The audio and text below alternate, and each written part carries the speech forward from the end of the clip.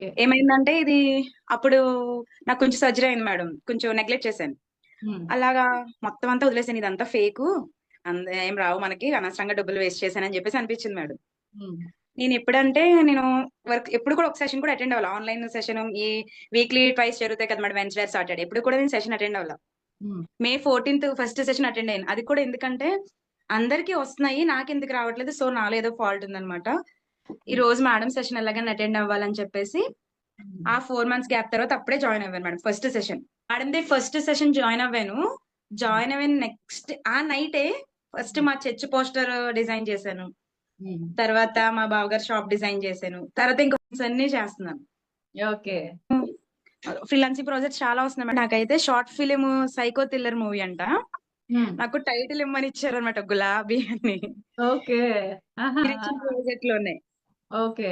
ఆ! అదే మేడం. 1 మంత్‌లో 27,000 వచ్చింది. అఫ్లైట్ మీద ఒక 10, 15 వచ్చింది. ఓకే. ఓకే. ఎనీవేస్ ఏదైనా మనకి 2 ఆపర్చునిటీలు ఉన్నాయి కదా! 2 యూజ్ అంతే చేసుకోవడమే. మేడం. నాకు ఫ్రీలాన్సింగ్ నచ్చింది. అఫ్లియేట్ అంటే కొంచెం కుదరట్లేదు గానీ, ఫ్రీలాన్సర్‌గా మాత్రం నచ్చింది మేడం. అంతే. మనకి ఎవరిష్టం వాళ్ళది.